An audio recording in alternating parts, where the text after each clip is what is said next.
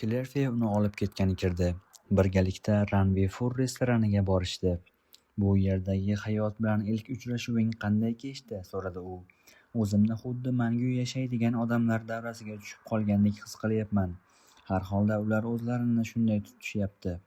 Xayollarida faqat pul, hayot haqida unutib qo'yishgan. Klerfi kulib yubordi. Urush payti hamma, agar tirik qolsam, butkul boshqacha yashayman. Xatolarimni takrorlamayman deb o'ziga so'z bergandi. Odamzod tez unutadi. Sen ham hammasini unutdingmi? So'radi Lilian. Qattiq harakat qildim, lekin qo'limdan kelmadi. Balki shuning uchun ham seni yaxshi ko'rsam kerak. Meni yaxshi ko'rmaysan. Agar rostdan sevganingda bu haqida gapirmagan bo'larding. Balki seni kelajak haqida qayg'urmaganing uchun sevarman. Unda sanatoriydagi barcha erkaklarni yaxshi ko'rishingga to'g'ri kelardi. Kel, yaxshisi, qovurilgan pista qo'shilgan eler yeb, montrashi bilan ichamiz. Seni nega sevaman o'zi? Chunki yoningdaman, hayotni sevganing uchun. Men sen uchun hayotning bir nomsiz zarrasiman xolos. Bu xavfli. Kim uchun xavfli? Kimning ismi bo'lmasa o'sha uchun xavfli. Uni istagan paytda almashtirish mumkin. Meni ham, dedi Lilian. Bunga ishonchim komil emas. Mening o'rnimda biror aqlli odam bo'lganda allaqachon qochib ketardi. Ko'p ham ko'ngil qo'yganing yo'q menga. Ertaga ketyapman. Qayerga? So'radi Lilian ishonqiramay. Rimga borishim kerak. Men esa Balensiagaga borishim kerak. Ko'ylak olmoqchiman. Bu Rimdan ham narida. Rostdan ketyapman. Yangi shartnoma imzolashim kerak. Yaxshi, dedi Lilian. Demak, yosh chevarlar bilan xatarli sarguzashtlarni boshlasam bo'larkan. Gaston amakim jon deb menga vasiy tayinlagan yoki erga bergan bo'lardi. Klerfi unga tikildi. U seni yana banda etmoqchimi? Hali erkinlik nimaligini tuyib ulgurmasingdana. Erkinlik nima o'zi? Klerfi jilmaydi. O'zim ham bilmayman. Bilganim shuki, erkinlik degani mas'uliyat va maqsadsiz yashash degani emas. Uning qandayligini bilgandan ko'ra qanaqa bo'lmasligini tushunish osonroq. Qachon qaytasan? So'radi Lilian. Bir necha kundan keyin. Rimda sevganing bormi? Klerfi javob berishga shoshilmadi. Ha, dedi birozdan so'ng. O'zim ham shunaqa deb o'ylagandim. Xotirjam javob berdi Lilian. Nega? Yolg'iz yashaganingga ishonmasdim. Axir sen bilan tanishishimdan oldin men ham yolg'iz emasdim-ku. Endi yolg'izmisan? Ha, dedi Lilian yuzi yorishib. Klerfi unga hayratlanib qaradi. Klerfi Rimda salkam 2 haftacha qolib ketdi. U idoraga, kafega va ustaxonalarga bordi. Bu orada Lilianni umuman eslamagan kunlari ham bo'ldi. Lekin ayrim kunlari juda sog'inib esladi. Lilian unda ajib taassurot uyg'otgandi. Ilgari hech bir ayol unda bu tuyg'uni uyg'ota olmagan. Lilian unga o'z tengdoshlaridan ortda qolgan, endi esa ularga yetib olish uchun harakat qilayotgan boladek tuyulardi.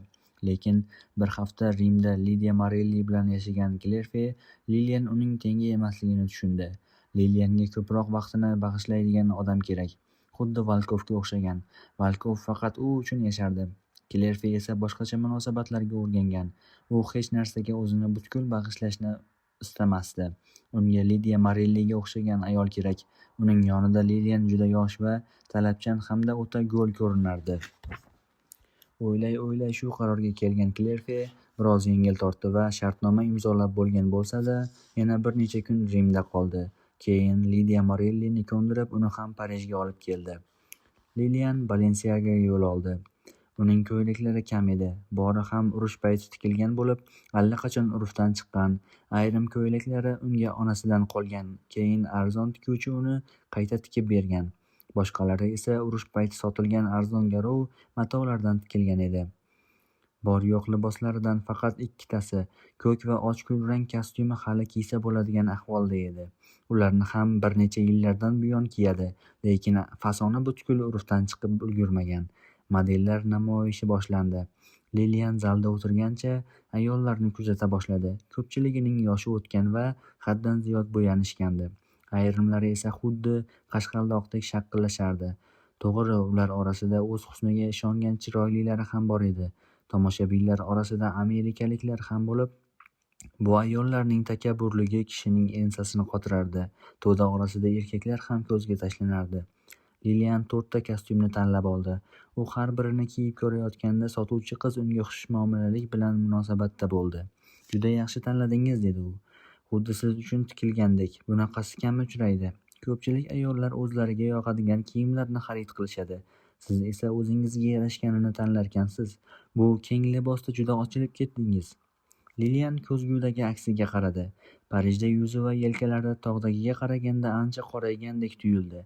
Yangi ko'ylak uning qomatiga yarashib, istarasini ham ochib yuborgandek.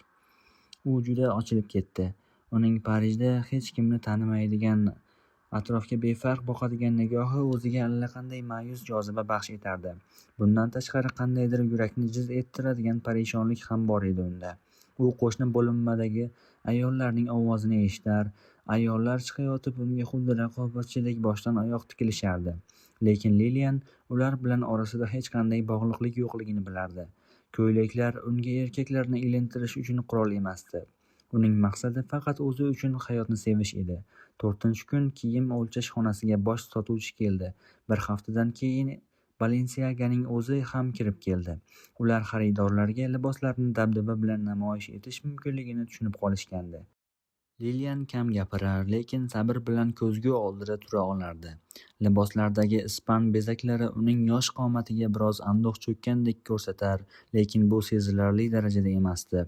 U xuddi Meksika shol-ro'mollaridek qora yoki yorqin qizil ko'ylaklarni kiyganida yoki matadornikidek kalta kurtkalar va keng paltolarni egniga ilganida barcha e'tibor uning yuziga qaratilardi. Yuzidan faqat ungagina xos bo'lgan g'amginlik saralib turardi. Tanlovingizga gap yo'q, dedi bosh sotuvchi. Bu liboslar sira urfdan chiqmaydi. Ularni uzoq yillar kiyib yurishingiz mumkin. Uzoq yillar? Lilian jilmaygancha dedi. Menga bular faqat shu yil uchun kerak. Sotuvchi unga baliq terisiga o'xshagan kulrang, kumushrang yaltiroq libosni ko'rsatdi. Eng so'nggi fason, kiyib ko'rasizmi? Lilian bosh chayqadi. Yetarli, boshqa pulim yo'q. Bir kiyib ko'ring, nazarimda sizga yoqadi. Narxi ham chakkimas. Lilian bu yaltiroq baliq po'stiga o'xshagan libosni kiyib ko'rdi. Bu kiyimda xuddi hozirgina dengiz ichidan chiqib kelgan suv parisiga o'xshab qoldi. Ko'ylak rostdan ham arzon edi. Firmamiz ushbu ko'ylakni aynan siz kiyishingizni istayapti, dedi bosh sotuvchi. 2 hafta Lilian Dyunkerk xuddi girdob ichida yashagandek bo'ldi. U o'zini ko'ylaklar va tuflilar orasida xuddi mast qilguvchi ichimliklar yerto'lasiga tushib qolgandek his qilardi. Keyin u hisob varaqlarini Gaston amakisiga yubordi, chunki amakisi unga odatdagidek har oy yuboradigan ulushini bergandi. U hamon qimmatbaho qog'ozlarni tugatish ko'p vaqt olishini bahona qilardi. Hayajonlangan Gaston ertasi kuniyoq yetib keldi. U xonada yugurar, Lilianni mas'uliyatsizlikda ayblar va to'satdan "Menikiga ko'chib o'tasan" degan talabni ham qo'ydi. Meni nazorat qilib turishingiz uchunmi?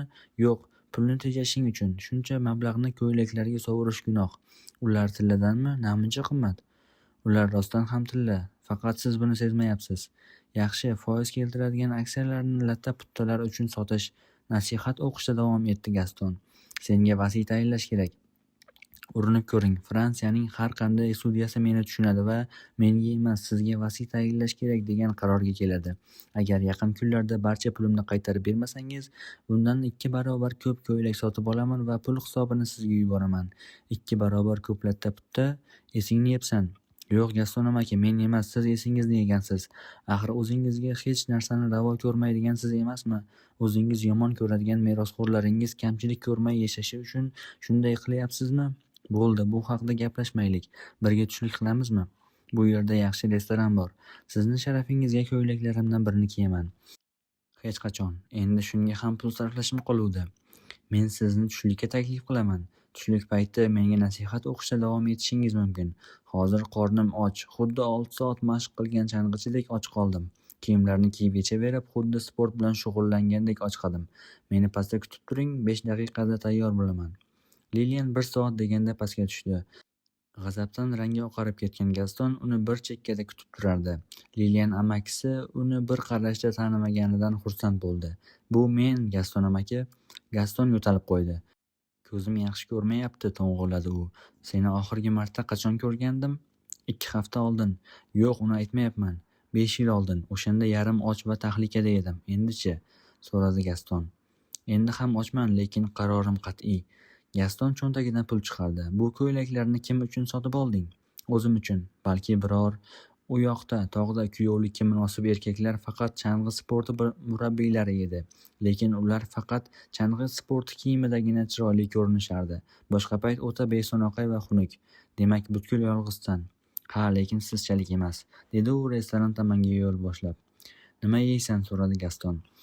O'zim seni mehmon qilaman, lekin mening qornim to'q. Nima buyurtiray? Ehtimol hali ham yengil parhez taomlaridan yesang kerak. Quymoq, mevali salat va olchali vino buyuramizmi? Avvalo menga dengiz suratkanidan buyurtiring, dedi Lilian 12tadan kam bo'lmasin. Gaston beixtiyor taomning narxiga qaradi.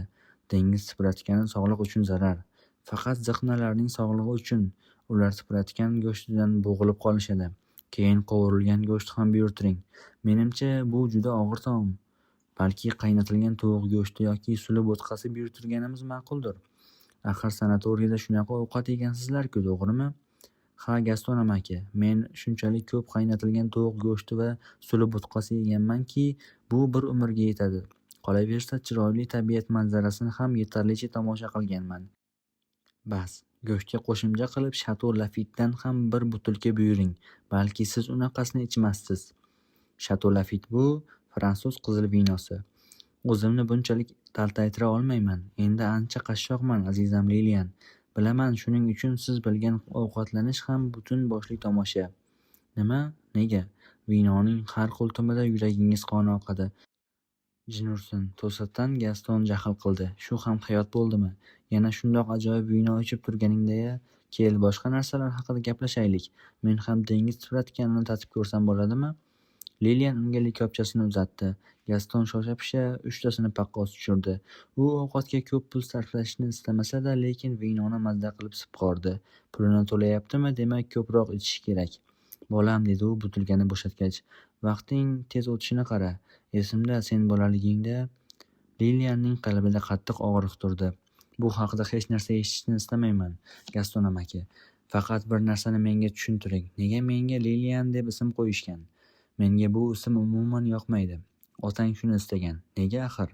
Qahvaga qo'shimcha likyor ichasanmi? Shartreza ham yo'q. O'zim ham shunday deb o'ylagandim. Gaston erib borardi. Yaxshi, unda 2 bakal shampan vinosi buyuramiz. Ha, aytgancha otang nima? Gastonning bir ko'zi uchardi. Urushgacha u bir necha oy Nyu-Yorkda yashagan, bir o'zi. Keyin esa ismingni Lilian qo'yishimizni talab qilgan. Onangga farqi yo'q edi. Keyin eshitishimcha, Nyu-Yorkda uning nima desam ekan, Lilian ismli bir ayol bilan otang o'rtasida o'ta jo'shqin muhabbat bo'lgan ekan. Kechir meni, o'zing majbur qilding gapirishga. Xudoga shukr, dedi Lilian. Men esa onam bu ismni kitoblardan o'qib topgan bo'lsa kerak deb o'ylab yurardim. U ko'p kitob o'qirdi-da. Gaston qushnikidek kichik boshini silkidi. To'g'ri, otang umuman o'qimasdi. Senchi, Lili? Sen endi shunda yashamoqchimisan? Buni to'g'ri deb hisoblaysanmi? Sizdan ham xuddi shu haqda so'ramoqchi edim. Vinoni ichayotganimizdan keyin qandaydir odamgarchiligingiz uyg'ongandek bo'ldi. Gaston konyakdan bir ho'pladi. Sening sharafingga bayram uyushtiraman bugun. Oldin ham shunday deb tahdid qilgandingiz. Kelasanmi? Faqat bir piyola choy ichgani bo'lsa bormayman. Yo'q, tushlikka taklif qilaman. Yaxshi vinolardan asrab qo'yganman. Bor yo'g'i bir necha dona qolgan, lekin hozir ichadiganimizdan qolishmaydi. Yaxshi, boraman, dedi Lilian. Ochilib ketgansan, Lili, lekin o'ta betga choparsan, o'ta. Otang bunaqa emasdi. Betga chopar, o'yladi Lilian. U nimani betga choparlik deb hisoblaydi? Men rostdan shunaqamanmi? Balki xushmuomalalik bilan yolg'on gapirishga, achchiq haqiqatni yaxshi muomala bilan o'rashga mening vaqtim yo'qdir. Derazadan Sen-Shapel ibodatxonasining o'tkir ignadek minorasi ko'rinib turardi. Oftob charaqlagan kunlarning birida Lilian u yerga bordi. Kun yarmiga yetib qolgan ibodatxonaning baland derazasining rang-barang oynalari yorib o'tgan oftob nurlari sabab ibodatxona xuddi quyosh nurlaridan to'qilgan inga o'xshab ko'rinardi. Ranglar shu qadar yorqin ediki, Lilian xuddi o'zini rang-barang suvda suzib yurgandek his qildi. Ibodatxonada Liliandan boshqa bir necha amerikalik askarlar ham bor edi, lekin ular ko'p o'tmay ketishdi. U o'rindiqda nurga burkanib o'tirardi. Bu dunyodagi eng nafis va shohona mato ediki, u kiyimlarini yechib tashlab shaffof parchaning tanasiga jilvalanishini ko'rgisi kelardi. Bu nurlar sharsharasi yer qonunlariga bo'ysunmaydigan, parvoz etish baxtini beradigan, sarmast qiladigan tuyg'u edi. U go'yo nur bilan nafas olayotgandek edi. Ko'k, yashil, qizil ranglar qoniga qo'shilib oqayotganini, o'pkasiga quyilayotganini, tanasi va ongi yo'qolib faqat nur qolayotganini his etardi. Bu nur xuddi rentgen nurlari kabi tanasini zabt etdi. Farqi shundaki, rentgen suyaklarni yalang'ochlaydi. Bu nur esa yurakni tez urishga va qonni ko'pirtirishga sabab bo'ladigan o'sha sirli kuchni ochib yuborgandi. Bu yengil taskin edi. U bu kunni hech qachon unutmaydi. Butun hayoti, kelajagi xuddi shu ari uyasiga o'xshash zaldagi kabi yengil, soyasiz nurga, afsussiz baxtga, kulsiz gulxanga o'xshashni istardi. Darvozabon ikkinchi bor uning yelkasidan yengil tortdi. Xonim, ish vaqtimiz tugadi. Lilian o'rnidan turdi. Qarshisida charchagan, bezovta chehra turardi. Lilianning ko'nglidan o'tgan narsalarni bu odam tushunmasdi. "Bu yerda anchadan buyon ishlaysizmi?" so'radi u qariyadan. 16 yildan buyon. "Bu yerda kunni o'tkazish juda yoqimli bo'lsa kerak." "Yo'qdan ko'ra bor ishda", dedi darvozabon. "Lekin puli tirikchilikka zo'rg'a yetadi. Hammasiga pulning qadrsizlanishi sabab." Qariya umrida hech bo'lmasa bir marta bu nurning mo'jizasini his qilganmikan? Bunisi Lilianga mavhum. Bu yerda, Parijda hayotni hamma shunchaki odatiy hol deb qabul qiladi. U sumkasini titkilab pul oldi. Qariyaning ko'zlari chaqnab ketdi. Lilian bu qariyani ayblab bo'lmasligini tushundi. Uning uchun bu qog'oz parchalarida hayotning barcha sir-sanoatlari mujassam. Non va ichimlik uchun, boshini yostiqqa qo'yish hamda xonaga pul to'lash uchun shu qog'oz parchalari kerak.